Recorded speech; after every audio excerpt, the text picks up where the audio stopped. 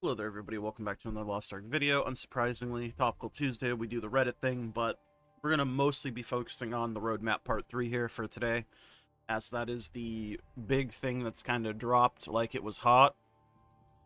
So let's take a look here. 2024 roadmap part 3.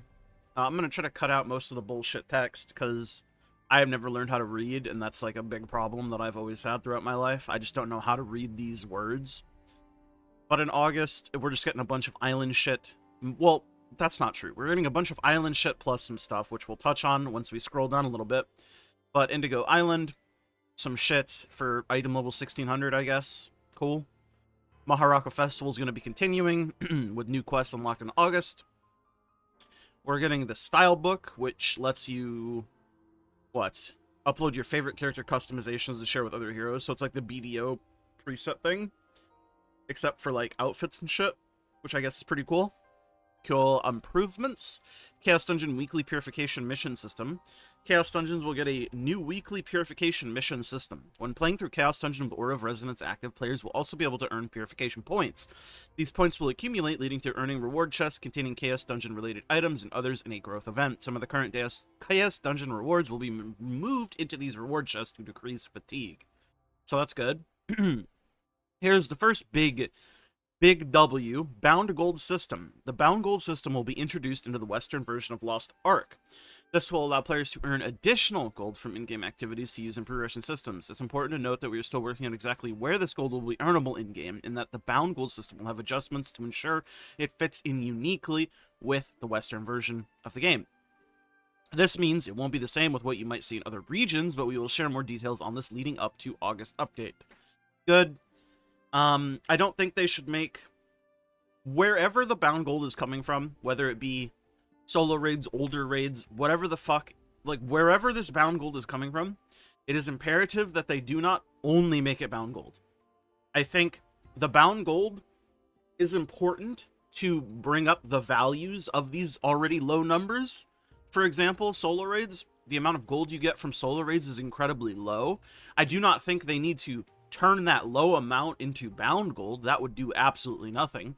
But what would be beneficial is if, say, they made a con give, like, I don't know, like 4k gold for doing like solo a con normal. Well, I guess it would be solo, so it wouldn't be normal, but you get the idea. It'd be solo a con, so you get 4k from doing it. That 4k would stay as tradable gold, and then say like they gave you another 4k, but this time it's in bound gold. So it would be the same amount of gold as, like, say, normal, but the trade-off would be, one, you're doing it solo, which may be a benefit to some, maybe a non-benefit to some, and obviously the big thing, which you're only getting half of the gold, is tradable gold. The reason this isn't necessarily just an upgrade, obviously, is because you need tradable gold to do things in the game, interact with the market, interact with trading, buy things, obviously. The bound gold is still very useful because bound gold is used in so many different avenues of the game, whether it be like honing, whether it be elixirs, whether it be transcendence, advanced honing. You get the idea. The gold is used literally fucking everywhere. That's why the bound gold is still good to have. And obviously I don't think they're probably going to go the route of giving like 4k unbound, 4k bound for like a total of 8k, which is the same as like normal econ. But even if they did something like, I don't know, like 3k and 3k, you know what I mean? Like, the reward of the total amount of gold you can get from the solo raid system should be like closer to 80%, in my opinion. And like half of it can be bound gold. I think that would be an amazing change, and something that I think reasonably could and should happen. Obviously, we'll have to see, because even here, they said they don't really know how they're going to implement it yet, and they will let us know closer to the update day. Another big one, Echidna raid adjustment. Due to the quick pace of content releases here in the West, the normal and hard difficulties of Echidna will be reduced in August. Thank fucking Christ. I'm sad to see there's no Theamine nerf in addition to this, and I'm also sad to see that there's no Theamine Transcendence like change. Like, it should not still be locked behind hard mode. When you're 1630, you should just be able to go Transcendent 7. Again, that's my opinion, and I think a good amount of people share the same sentiment because I think it's just a dumb design choice. You do not lock systems behind hard mode. You lock the material acquisition rate behind hard mode, or like other material gains such as gold, etc., etc. But I'm not going to beat a dead horse because I'm already a dead horse. Going into September, this is where we're having Tier 4, so the Tier 4 continent's coming out, Curzon, North Curzon, as it were. And then obviously Tier 4 is coming in September for us. You have the new activities. You have the Curzon Frontline, which is the new Chaos Dungeon, which uses 100 Aura of Resonance. I haven't actually looked at the gameplay of that. I assume it'll just take about the same amount of time as 2 Chaos Dungeons would. I mean, I cannot see it being any reasonably faster. But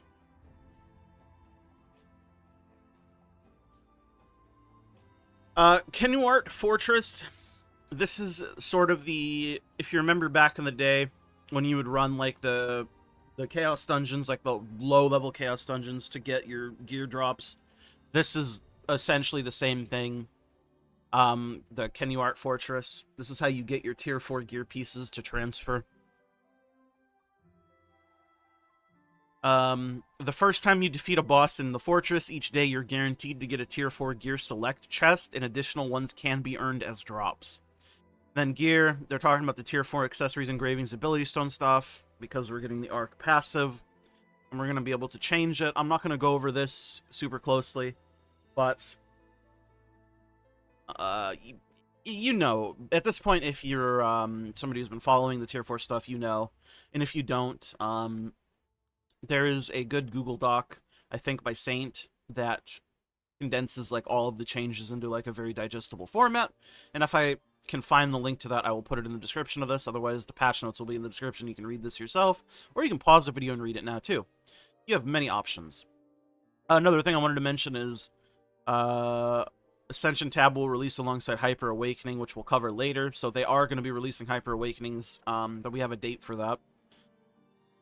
Some general changes, key changes including raising the combat level to 70, roster level to 400, Tier 4 gems will also be added. All this makes sense, we already know.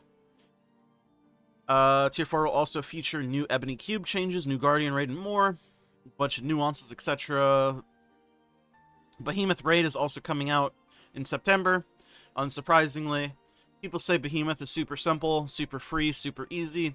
Look, man, I've seen people call Echidna super free, super easy. I'm gonna wait to hold judgment. Because, yeah, we saw how that worked out. And I hope this is easy for my sake, because I'm so sick of progressing raids. I've been sick of progressing raids since a con released a year ago. Like, the cadence of content is so fucking fast. You're constantly learning new shit and having to prepare to learn new shit. There is no downtime. There has never been any downtime in our version of the game, except at the very beginning between, like, Argos, Vault, and then Vicus. Like, there was, like, a couple-month gap between each of those. This is just obnoxious. For me, personally. Another good thing, though, is they're adding Express servers, so something similar to, like, a Jumpstart server for a new player. Express servers are at least limited-time world that allows you to progress quickly with various progression and material boosts with some new upgrades. Their goals for these servers are to help propel new or significantly lapsed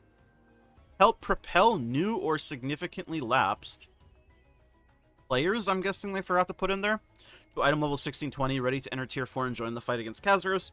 We will detail the benefits leading up to their launch in September, but you wanted to provide a few differences for players who are familiar with Jumpstart servers, comparing the two side by side. They will include significant vertical boost progressions alongside in-game events. Jumpstart servers previously did not have horizontal progression boost at the time, but with the introduction of the Arcasia Tour, players will be able to progress horizontally in Express worlds at a much faster pace. They're looking at a server transfers, which Jumpstart servers previously did not have. This will allow users to move off onto another world when the time comes. Digging into logistics, plan to update in the future. Yazjar Season 3 is coming. Everybody loves Bozo Jar. Arc Pass coming out in September as well. October, we're getting the Agar raid. Again, there's 1 month between Behemoth and Agar, which is annoying, but hey. Again, people are saying this is supposed to be quote-unquote very easy. I mean, we'll see about that. Just like Echidna was very easy. Ay, man. But that will be the next Khazros raid. 2-gate Khazros raid. You'll face off a Khan, an Agar. Agar will have T4 Ancient Gear, so this is how you get your Ancient Gear, because you got the dropped Tier 4 gear as Relic. Famine the First is being removed in October, just a reminder. In November, we're getting the Hyper Awakenings, which is, I mean, either you like it or you don't. People are very split on this. Buzzling Island, new pet abilities will be added to the game. All the pets will have these abilities randomly granted, which will assist you in areas of the game such as your stronghold, farm dispatches, and crafting. You have to send your pet to the crime watch in your stronghold in order to use these abilities, and you'll be able to reroll them by sending your pets to training. Our team is extremely excited for the launch of Tier 4 in the West. In the meantime, stay tuned to our website, channels, etc. for more info. Alright, so let's see what the people are saying. Yeah. First comment is exactly what I'm saying. Behemoth and Agar back-to-back, hope they're not that big of a pain to prog. Yep. I am so sick of raid after raid after raid after raid after raid nonstop. It is tiring. Bound Gold, the Echidna nerf, August can't come soon enough. Yeah, I agree. I think these are both good things. Very good, very good.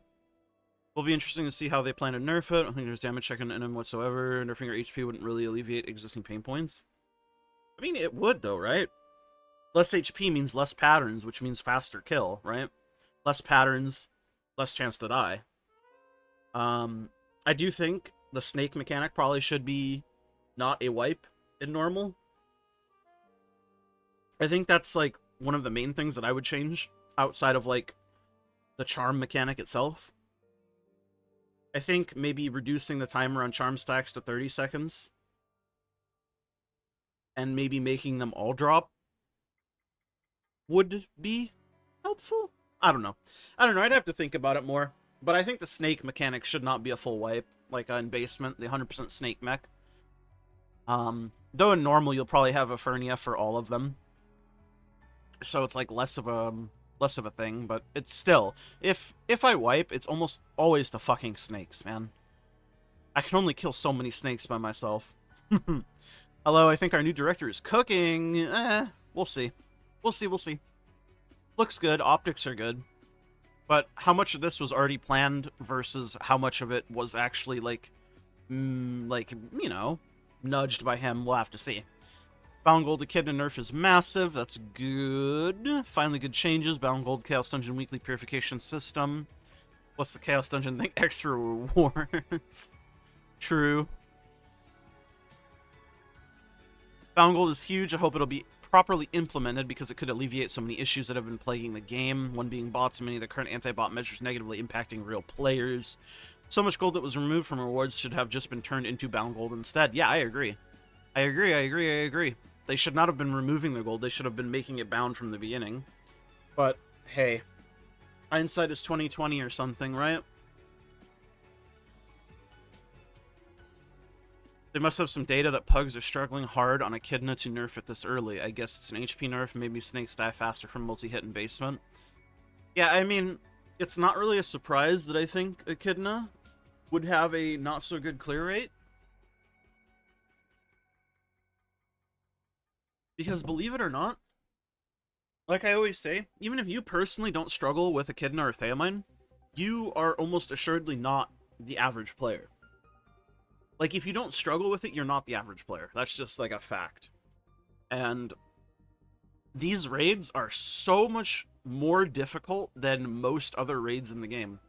Like, I think a con is sort of the starting point for raids getting, like, significantly more involved and, like, difficult. A con still isn't too bad, but it's, like, getting to the point where it's, like, the average player is gonna really fucking struggle to clear this shit. And then Theamine and Echidna have just kind of taken the cake on that shit. Sometimes it looks like they're reading Reddit when they do exactly what we're yapping about. They do. The new guy kept mentioning Reddit. New director definitely reads Reddit. Well, cool. Be careful about this, though. But, you know, not everything that's said on Reddit is necessarily good, but I assume they're very aware of that. Anyways, I think that's going to be it for this week's episode. We just wanted to cover the roadmap. Thank you guys so much for watching. I'll see you guys all in the next one. Bye!